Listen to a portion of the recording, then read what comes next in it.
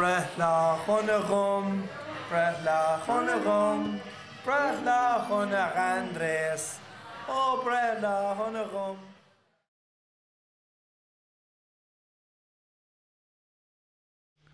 I started drinking as a teenager, and I've always loved playing music, traditional Irish music. Where I come from, those two go really well together, drinking and playing music in pubs. I've always been a bit hyperactive, ADHD and obsessive compulsive disorder and that.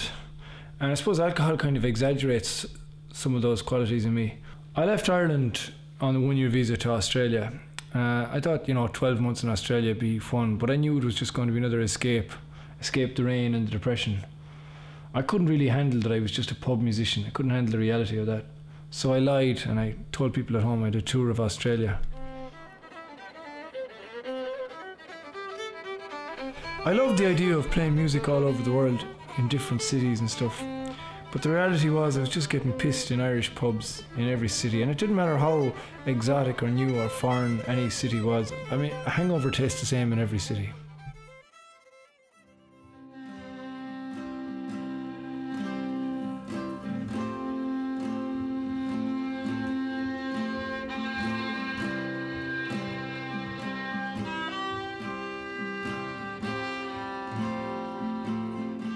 There's highs and lows to any addiction, and I think one of the lowest points for me was I missed the funeral of a friend.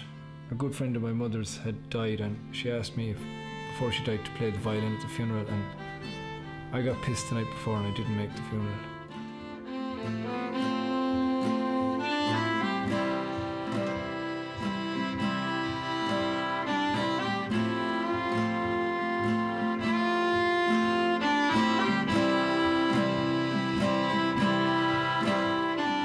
I suppose I didn't realise my drinking was a problem until I tried to stop, and then I couldn't. I was in Melbourne. I was on a 3 or 4 day drinking binge, and then I woke up and my house was on fire.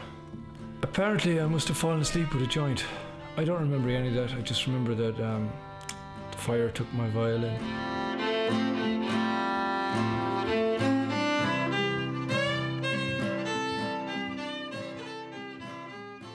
Yeah, one day I was just getting some free food from the Hare Krishnas, and after the food I wanted a cup of tea, and I saw this meeting. I thought it was like a neighbourhood watch meeting, but when I got closer I realised it was a meeting for alcoholics.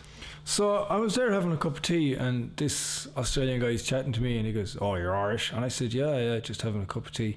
And he goes, "Oh, you're in the right place. If it wasn't for the Irish, you'd hold these meetings in a phone box." I knew I was in the right place, and I met a lot of other Irish people, and we had a lot of chocolate cake and tea. I thought, oh, cake and tea, it's good for me. And yeah, my recovery started there, just like that. I started playing music just for myself, not for the people in the pub.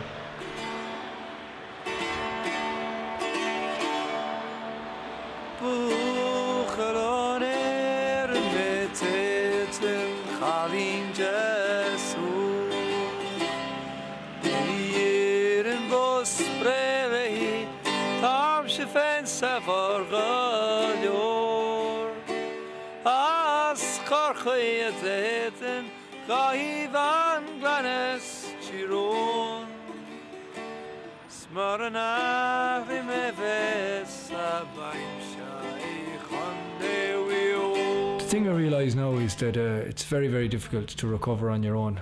You need the support.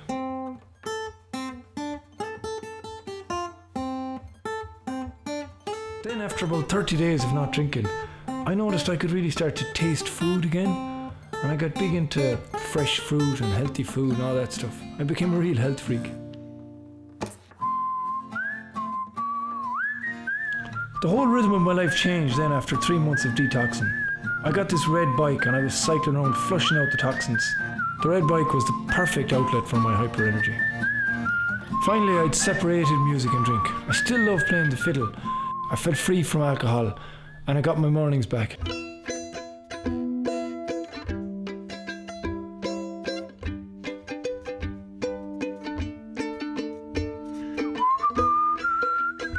Change doesn't come overnight, like it takes a strong, continuous effort to really stay afloat. But thankfully to the support groups and the networks available, I'm able to really enjoy myself, and I'm really positive now. Like I'm still hyper, but I don't suffer from hyperactivity. I enjoy it. I love being my hyper energy. Like today, there's this guy at the beach with a canoe and he's floating along, and I'm going to ask him if I can have a go, just for the fun.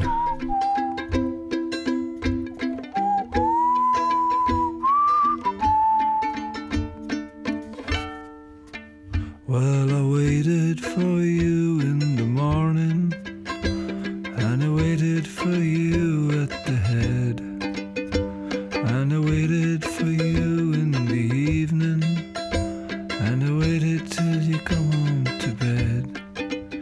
Don't wait for me, baby. Don't wait for me, baby.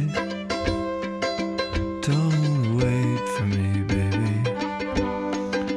'Cause you're wrong, you know I'll be gone.